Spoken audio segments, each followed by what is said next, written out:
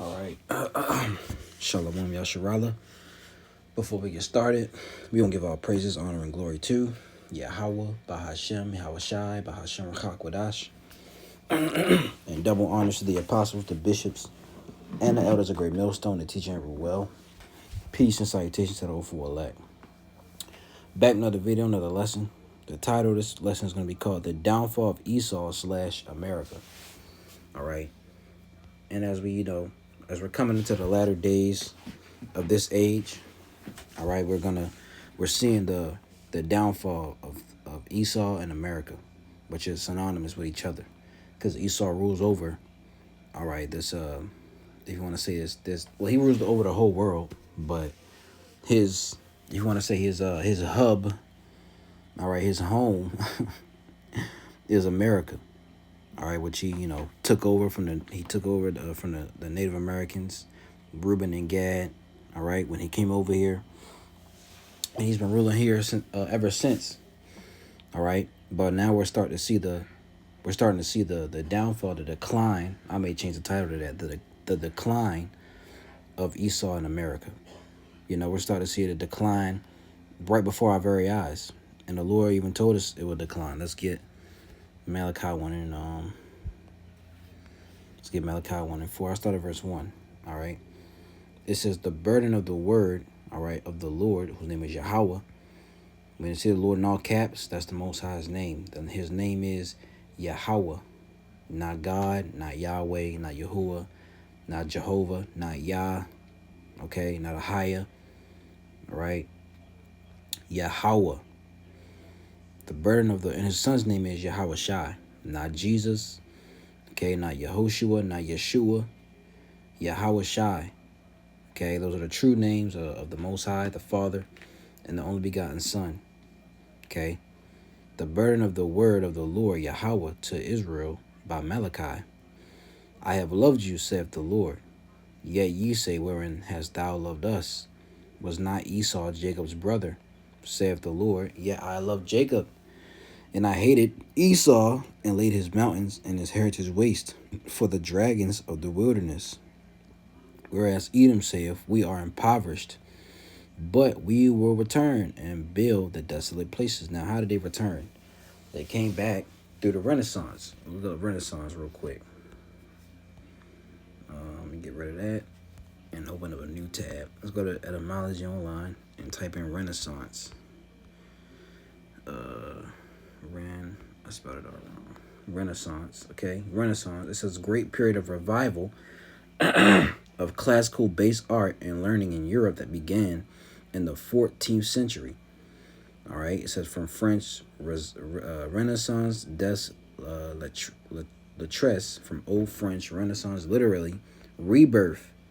Okay, you look at rebirth, the process of being, it says reincarnated or born again. All right, and you have also, people are reincarnated, so are kingdoms. And we are in the reincarnation of Rome and Egypt and all these other, wicked places that we were in before, Nineveh, okay? It says usually in a spiritual sense, all right? It says grow anew. So Renaissance means rebirth. And this is the rebirth of Esau's rulership, starting with the Greeks, right? Let's get, we'll come back to Malachi. I want to just make this point.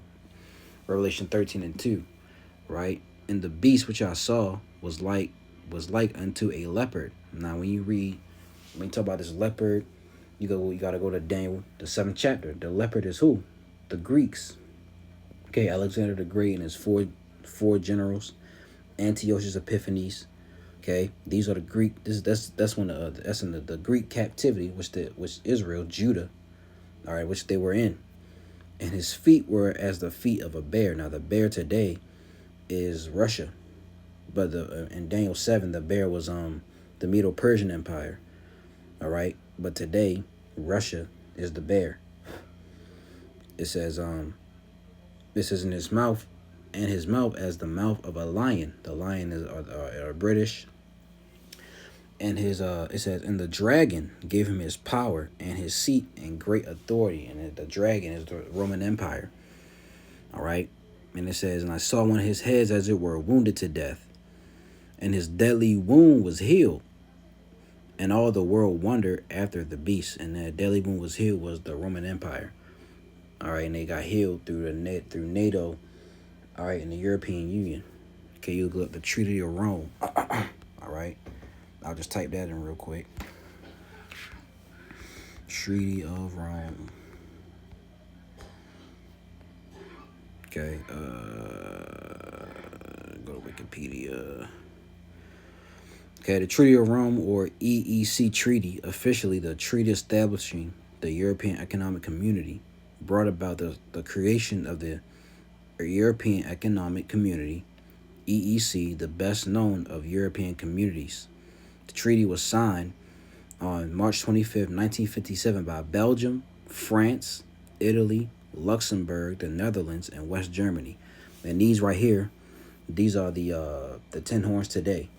Belgium, France, Italy, Luxembourg, Netherlands, and West Germany, and there's a few others I'm forgetting. It says, and it came into force on the 1st of January 1958.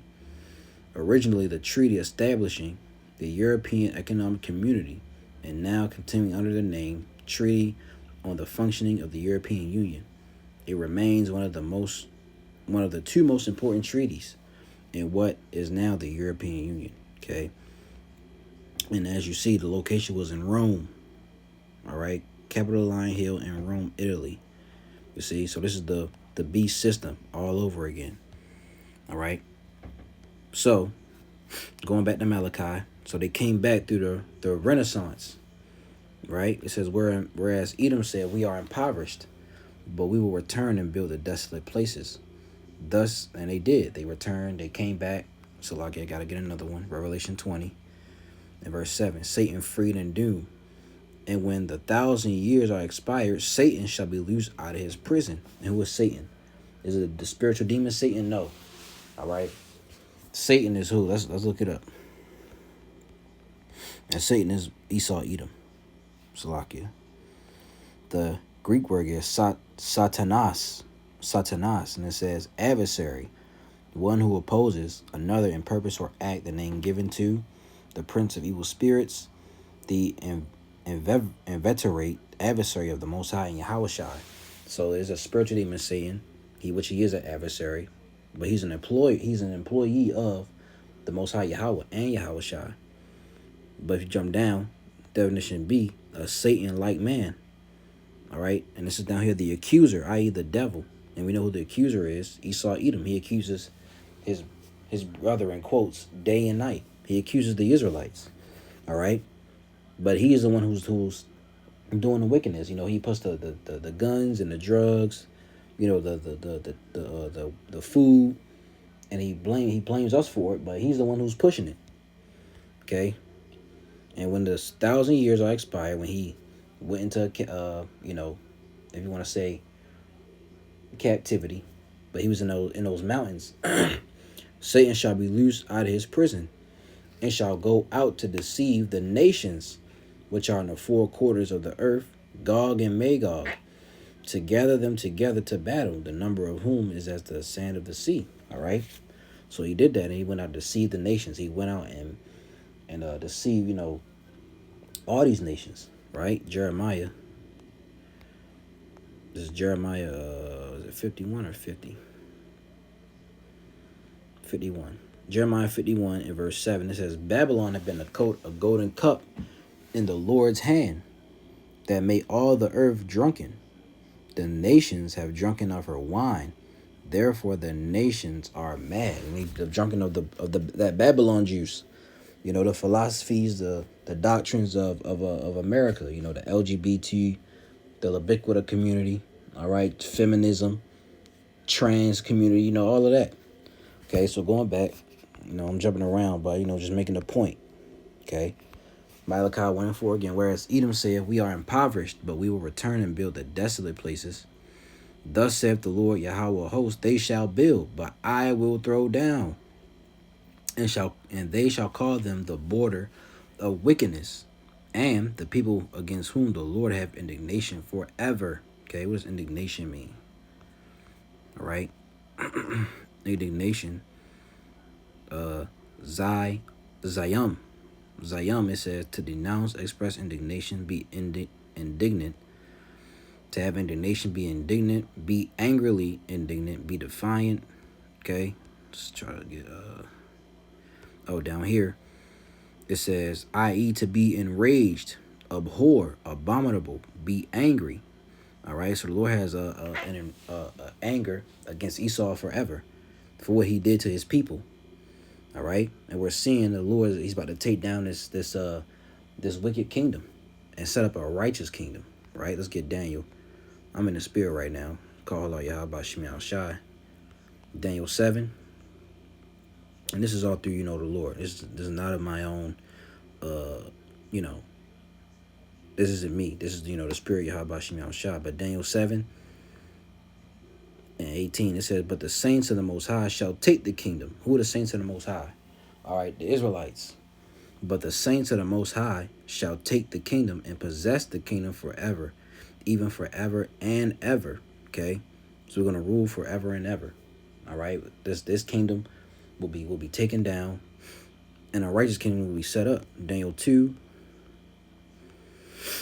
This is Daniel chapter 2 and verse 44, and it says, the divine kingdom, and in the days of these kings shall the God of heaven set up a kingdom, which shall never be destroyed, and the kingdom shall not be left to other people, but it shall break in pieces and consume all these kingdoms, and it shall stand forever. And this is the kingdom of Yahweh Shemi Shai, starting with Yahweh Shai, then King David, the 12 apostles, then 144,000, which are all Israelites, then the 1/3, the multitude, which they're Israelites as well. Okay, so we're starting to see the downfall of this society. Right, let's get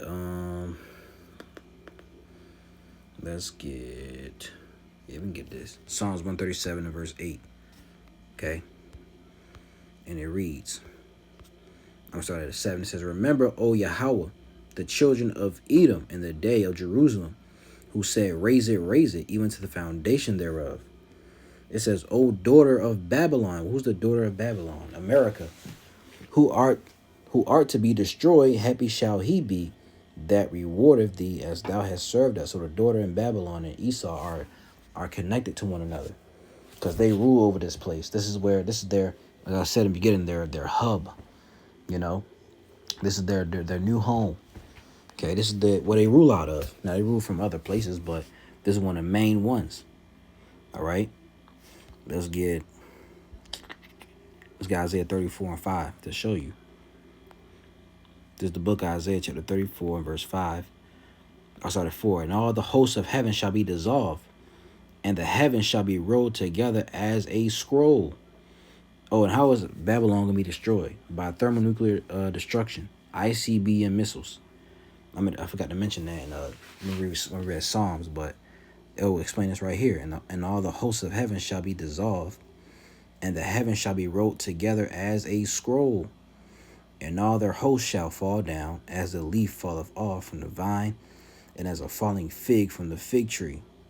For my sword shall be bathed in heaven. Behold, it shall come upon Idumea, and upon the people of my curse to judgment. Who's Idumea? Idumea is Esau, okay, which is Edom, Edom, red, Edomite, Idumean, descendants of Esau, okay, the land of Edom, which is today America. It says, the sword of the Lord Yahweh is filled with blood. It is made fat with fatness, and with the blood of lambs and goats, with the fat of kidneys of rams. For the Lord hath a sacrifice in Basra. What's Basra? Ask a Christian what Basra is. They ain't going to tell you. They're not going to know. Right? Ask them, where is Basra? Can you tell me where Basra is at? They're not going to know what Basra is, if I can find it. Okay, Basra. Ba-Tazarah. Ba-Tazarah, it says, Basra, sheepfold, a fortress, a town in Edom. And that was the capital city of Edom. Okay? Today, Basra is America, and a great slaughter in the land of Idumea. You see that? So it's America still.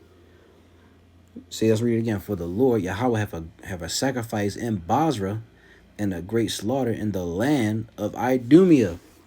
Okay, the land of Idumea is America. All right, so America and Esau is on the decline. And it's getting close to their this guy's at 13. I put it in an LT version. It says, verse 22, hyenas will howl in its fortresses, and jackals will make dens in its luxurious palaces. Babylon's days are numbered. Its time for destruction will soon arrive. Babylon's days, America's days are it's getting short. It's counting down, man. Okay, and we're seeing, the prophecies playing out. Right, let's get real quick. Let's get second address. Does the book of second? Is it 4?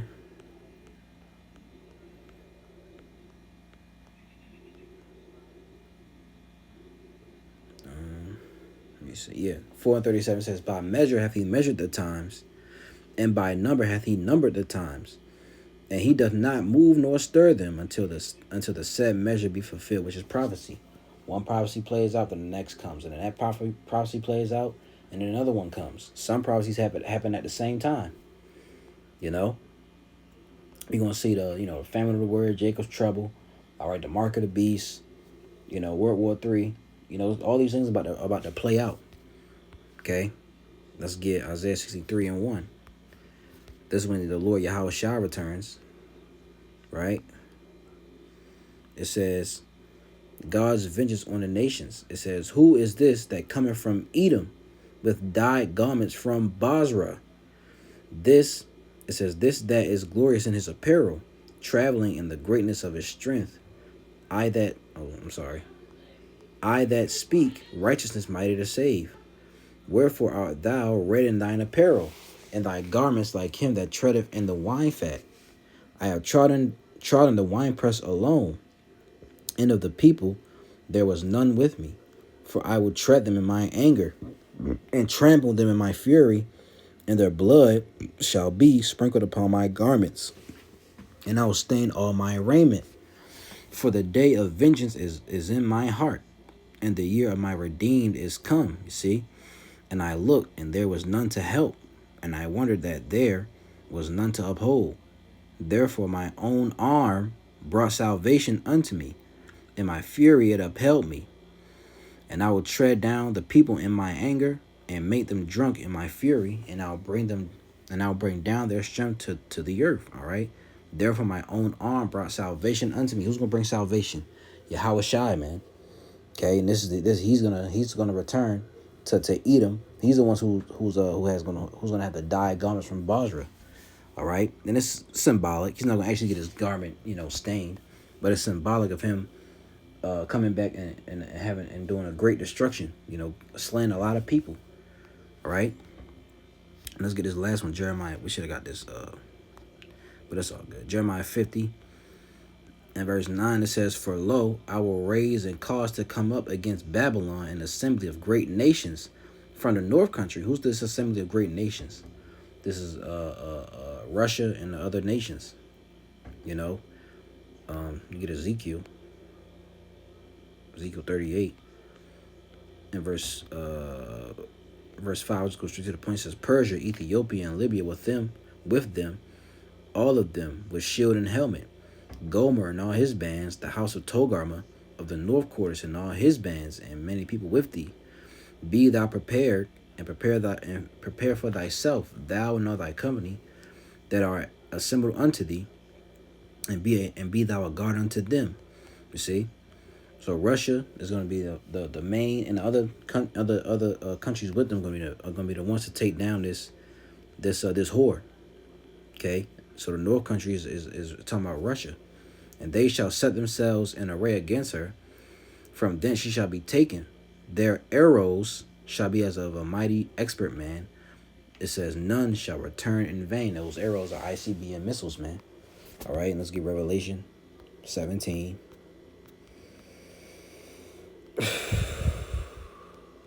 Long day. In 15 it says, and he saith unto me, the waters which thou sawest, where the horse sitteth, are peoples and multitudes and nations and tongues. This is America. And the 10 horns, all right, NATO, which thou sawest, well, the EU, and the European Union, And the 10 horns which thou sawest upon the beast, these shall hate the whore, and shall make her desolate and naked, and shall eat her flesh and burn her with fire. Fire is coming to America, man. Fire is coming to this place. And we're about to see it. But let's get this last one, Salakia.